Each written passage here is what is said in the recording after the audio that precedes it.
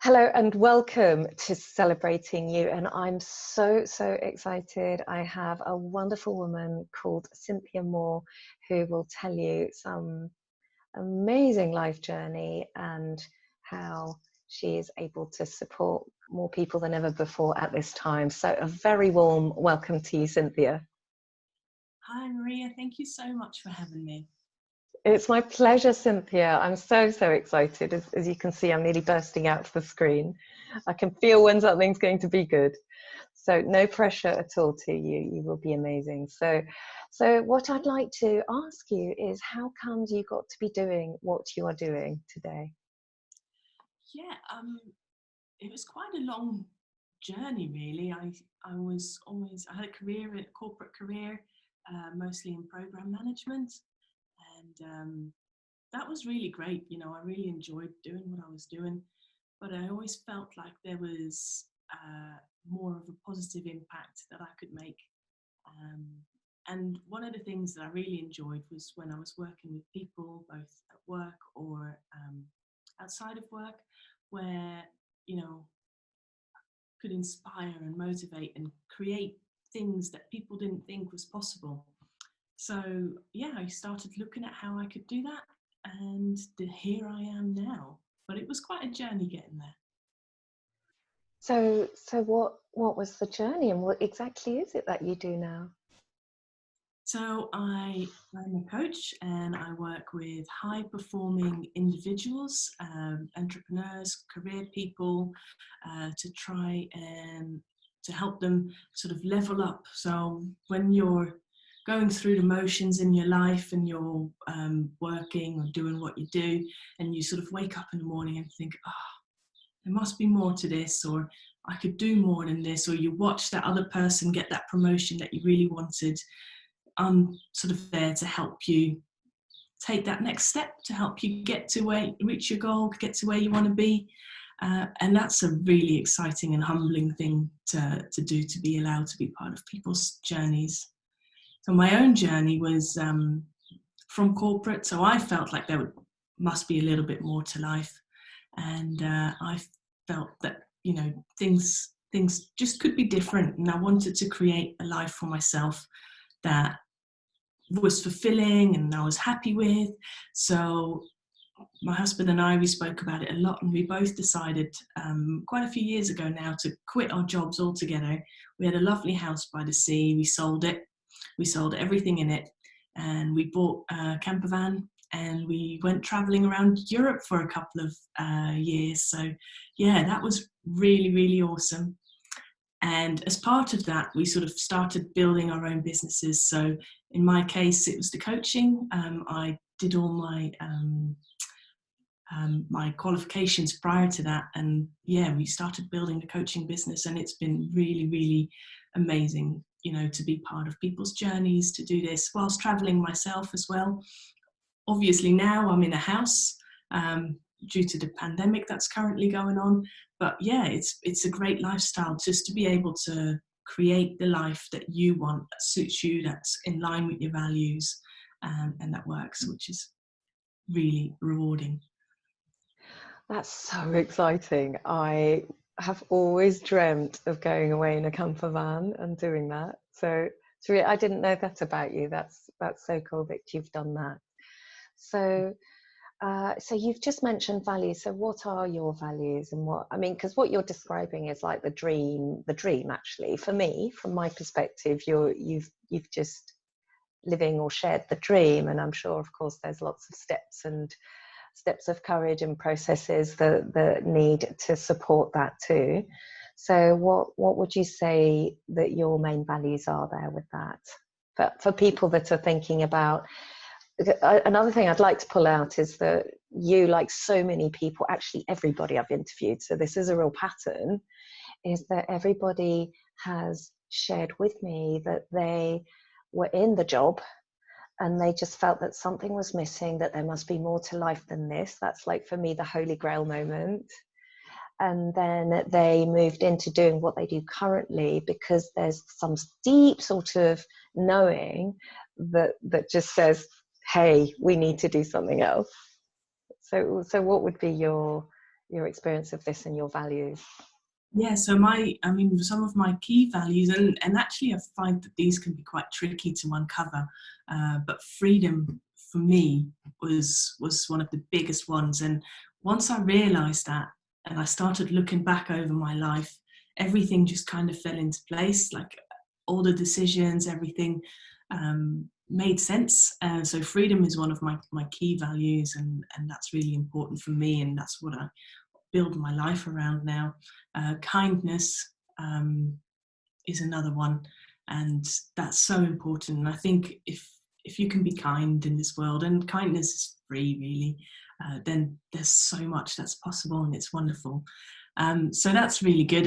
And the other is, I guess, in a way, there is a little bit of courage there as well that's important, and determination, because things aren't always easy, and especially the things that people really want or are worth having, they're not going to come by easily. You might have to work hard, you might have to do things that are outside of your comfort zone. You have to push yourself, challenge yourself, and take that next step. So yeah, those are probably three key bits that will help make my life and shape my future.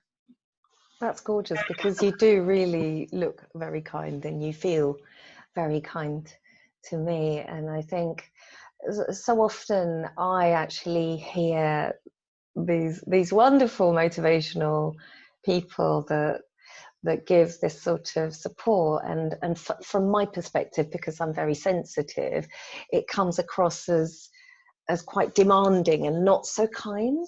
But the fact that you've said kindness and freedom just feels to me like the perfect balance there with that. Oh, thank you. Yeah, I think I know what you mean, and to be honest, people have said to me, especially on group coaching calls, like, "Oh, you're a little bit scary," and I think that's where the courage bit comes in. You've got to be courageous as well. So it's difficult to get that balance right, but I certainly try. And what I do is I offer a fully bespoke service. So I don't sell big standard coaching programs that one size fits all, because I don't believe that that's what people are like. I think we're all individuals. You'll have your key values, I have mine, someone else will have theirs, and to have a single program that suits all of those different sets of values, if you like, is really difficult to achieve, because then you can only make a standard program at a certain level, and when you get to beliefs and values, that is so personal. So my work is really bespoke. If I work with someone who is more susceptible to kindness, then that works better. Where if I work with someone who's more susceptible to courage, then and challenging, then that's great. That will push them on. So it's just what works for people, and really I provide a really safe and secure space for people to explore. I will challenge. That's my job, to challenge your beliefs, to push you on. But yeah, you can just fully and safely explore where your barriers are, where your limits are, where you feel your limits are, any limiting beliefs, any sort of thoughts that perhaps you weren't ready to admit before, that you weren't ready to admit to yourself or to others. So it's a really safe environment to work in, and that will help people break through barriers and boundaries, and it will help you just reach for that dream. So often people come to me and they have a dream and they say, "Oh, I'd like this," and this could be a family home, or this could be a career, or this could be a business, and they sort of level it here. And after a little while, that starts creeping up, that goal starts creeping up, because they start to see what's actually possible, and we start creating that future, which is awesome. That's really exciting. That's really exciting. And do you have an example of maybe somebody, without mentioning any names or case, but just somebody that came to you with one thing and then what they ended up doing, and maybe what a potential boundary was that they overcame, and then what happened? Yeah, I think there's probably a fairly sort of a pattern of similar story that goes across a lot of people's stories, which is like, oh, they start talking about what they would like, and it could be anything. It could be like someone who's struggling with perfection, and the self-doubt that comes with that is impacting on all elements of their life. Working through that and resetting some of those thoughts then led to a whole different future vision for themselves, and it just made things so much clearer, and it put them on the path to achieve what they ultimately wanted. And that's what we like to think of as the sort of the goal behind the goal. You know, we think we want something, but actually there's probably something even beyond that that's more important. Other stories are around work, feeling like maybe you've got your career or your own business, feeling like you've lost your mojo, your energy to really go for it, and it's difficult to get motivated. And actually having a conversation and realizing that there's a whole different direction that you can go in. And yeah, people they've, you know, rebranded, redone their businesses, and some great stories there. And I love watching them unfold, and I stay in touch, and I keep, you know, looking afterwards after we finished working together, just to see what amazing things people go on to achieve, which is lovely. That's the thing. Sometimes people just need permission, don't they? Just to be who they were born to be. Yeah, absolutely. And just someone to observe, because I think we have this self view often that, because people tend to be quite hard on themselves, so we view ourselves in a way that isn't entirely how, or not at all, how the rest of the world sees us. And to hear and see how other people see us is really powerful. I was working with someone a little while back, and the story there was that asking for help, but especially in this difficult time, asking for help didn't come naturally at all. And it was a very difficult thing to do. And we spoke about how asking for help also shows a real determination not to give up. If you don't ask for help when you need help, there's a real risk that, you know, things start to grind to a halt. You know, maybe things just stop altogether. And asking for help at that point is so courageous, and there's such a determination behind that actually means you're not going to give up, and there's a real strength there in that vulnerability that will help you achieve what you did really want to achieve in the first place. So that was lovely. I love that point. I think that vulnerability is such a power. It's such a strength, unlike the common understanding of vulnerability means that you're weak. But in this sort of journeying process and life redirection, it's a real key. Yeah, absolutely. And I mean, I have to train myself. You know, there's, just because I do a lot of work in this area, I'm by no means perfect, and I do a lot of work on myself. I have my own coaches, and I just believe that this whole journey of personal development, of growth, of insight, it's a journey, and it changes with time. And the vulnerability with that is really powerful, but really difficult. Can be really challenging as well.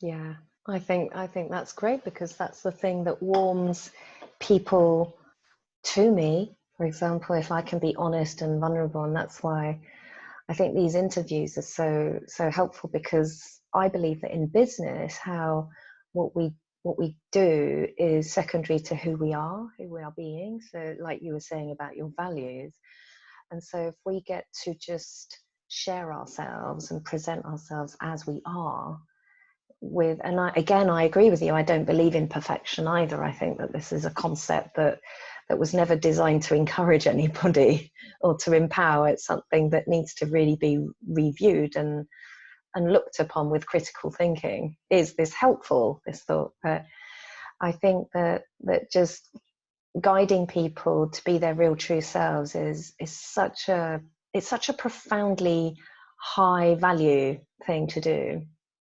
Yeah, absolutely. And it really, once you're aligned to what what's really driving you, then life becomes so much easier. And I know it sounds maybe a little bit woozy, but actually once I started to really realize some of my core values, which if someone asks you what's your core value, it's actually a really difficult question to answer. But when you get there, when you get that answer and things become clear and you start to understand so much more, life, life just becomes an easier road to travel. Yeah. Well, I can certainly feel that, and I find that very exciting. Also, it just reminds me, in the olden days, imagine before technology, before TV, when we lived in little communities, maybe around the campfire every night, but very ancient community, traditional humanity, there was an extended family network. And the guide role in the community would be held perhaps by a relative, a not so close relative, maybe an elder, a grandparent, an aunt or an uncle, or maybe the community elder would hold that supportive role. Also in the church community, in the faith communities, the church elder or leader may have held, or does indeed hold, a role of companionship and guidance to a person's soul journey. And nowadays, because life has become so very different and so fast, the role of coaches has replaced that in the best possible way, because I always think that the one to guide and advise me needs to be somebody that isn't in my intimate family circle. It needs to be someone slightly more neutral that can see me more with neutrality. Yeah, absolutely. And that's exactly right. And that observation, that neutral observation is so powerful. Because often when people talk about coaching, and coaching is a fairly difficult concept to explain, it's much better to experience it. But when people talk about it, it's like I just ask questions and then I give you space and time to answer it. But there's much more than that. There's this observation and reflection and mirroring and just a skill about just feeding back some of the things that people are saying. And it's easier to do that from a very neutral standpoint. If you are not neutral, you have lots of opinions, and we are very opinionated, beings as a species. We always have thoughts, and they don't knock on the door, they just barge on in and they come straight out of our mouths sometimes. So yeah, being neutral in that position is incredibly powerful. No judgment, no opinions, just what is true and real for the person in front of me.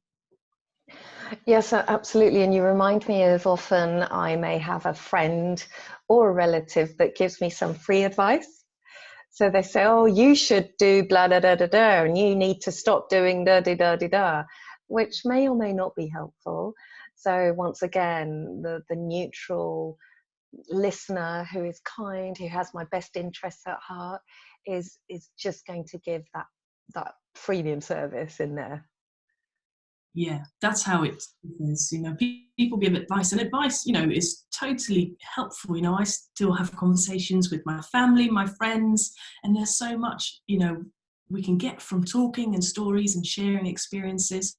One of the things I really enjoy doing is group coaching, actually, because we did one, I know, last week with a few people, and yeah, it was really good fun.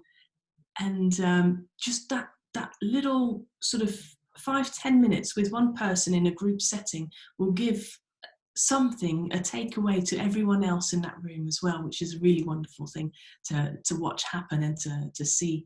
And I think that neutrality and that space and time is just so good, and there's so much power in stories. And advice still works, so don't stop talking to your friends just because they may have their own ideas. There's still a lot there.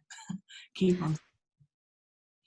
Absolutely, and I'm very suggestible, very susceptible to advice, so I can get pushed and pulled in different directions. So I am actually really, I think this is a much more helpful way of doing it. Actually, I was very lucky to be part of a group coaching session that you actually led, and it was very, very helpful. I guarantee and second what you've just said. Everybody did take away something from what the sharer, the speaker was going through, was processing. So it very much is a really good collective process, and I felt that the group made it much more fun as well. Yeah, and there's support. So when you're one, so like you were mentioning earlier, someone may feel a bit challenged, may feel a bit, pushed too far to the edge, maybe too soon. In a group setting, there's much more support as well. So it's a really nice way to try coaching if you've not done it before. It's a lovely sort of experience to have. Safe, and generally the whole group bands together and supports each other and lifts each other up, which is wonderful. And so if somebody's interested in test driving, maybe having a pre try trailer with you, or finding out more about you, how can people get in touch with you?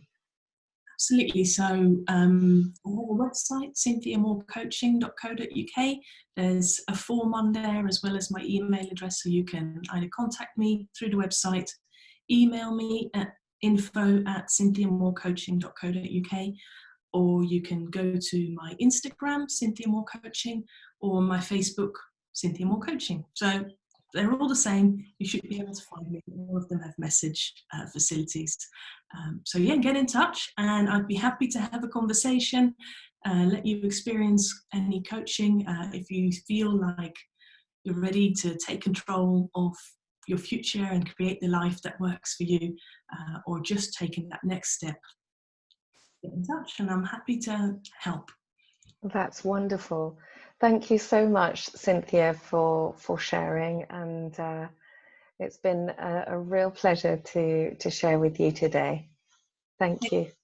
Thank you so much for having me, Maria. I've really enjoyed chatting with you, and this has been lovely. Thank you so much.